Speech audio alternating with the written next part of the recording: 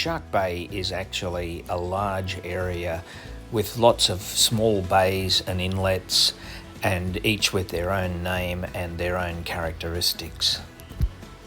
The only town with any accommodation and airstrip in the region is Denham, and the only other place that people may have heard of is the small resort of Monkey Mia, famous for the dolphin feeding and in the past people being able to swim with the dolphins.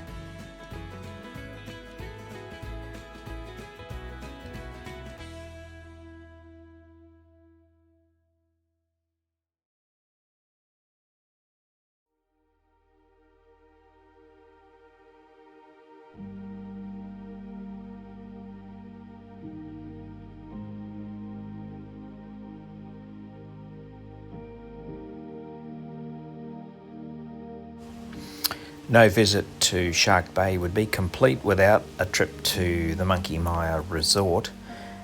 Monkey Mia is famous for the wild dolphins that come in once or twice a day to be fed along the beach next to the jetty.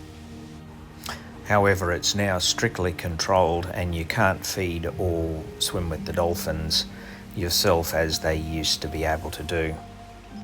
What now happens is tourists roll up once or twice a day, usually early in the mornings, and the dolphins, when it suits them, come in and they are fed by rangers who have some buckets full of fish, and they very strictly control which dolphins they feed, how much the dolphins get, and then once the feeding is completed, they stop feeding them and the dolphins then go away and come back later on in the day. While it sounds pretty restrictive, apparently it turns out that in the past, feeding and swimming with the dolphins had significantly bad effects on the dolphin population. It turns out that dolphins are not particularly that smart, and when they were being fed a large amount, they neglected to teach their babies how to fish themselves. They neglected to feed their babies, and they spent all their time coming in and just feeding themselves. And they lost nearly 90% of the dolphin population directly due to tourists feeding them.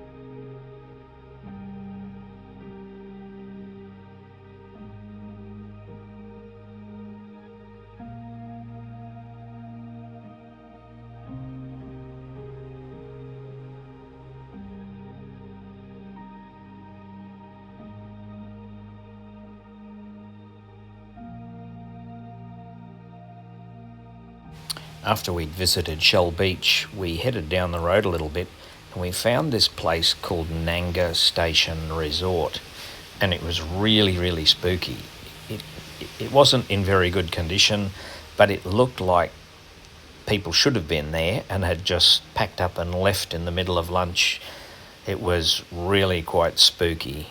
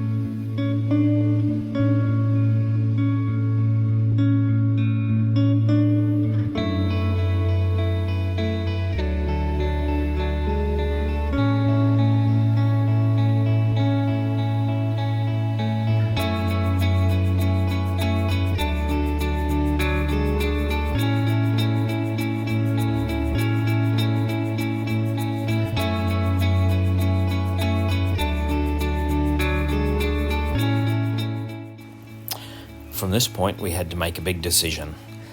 We had planned on going from Geraldton to Kalgoorlie and then down to Forest, and then going down to the Bight and following the Bight across to the east. However, as we had anticipated, there were cold fronts coming in from the southwest, and it was looking like we were going to end up flying into rain and potentially into extended bad weather. I talked to the people at Forest and they said that they had been advised that there were people stuck in Kalgoorlie and who couldn't get to Forest, so we figured that we were going to get into the same problem. So we stayed a second day in Geraldton. So we looked at it all and decided that the best thing was to divert and go to plan B and head diagonally back across Australia.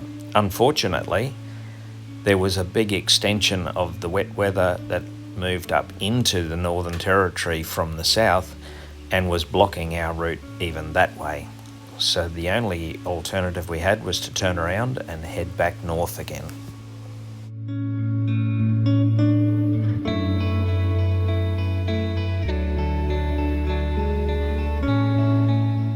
We had originally planned to stop in at Onslow on the way south, and that had been changed. So this gave us the opportunity to catch up on the missed plan and to meet up with Martin's niece who lived in Onslow.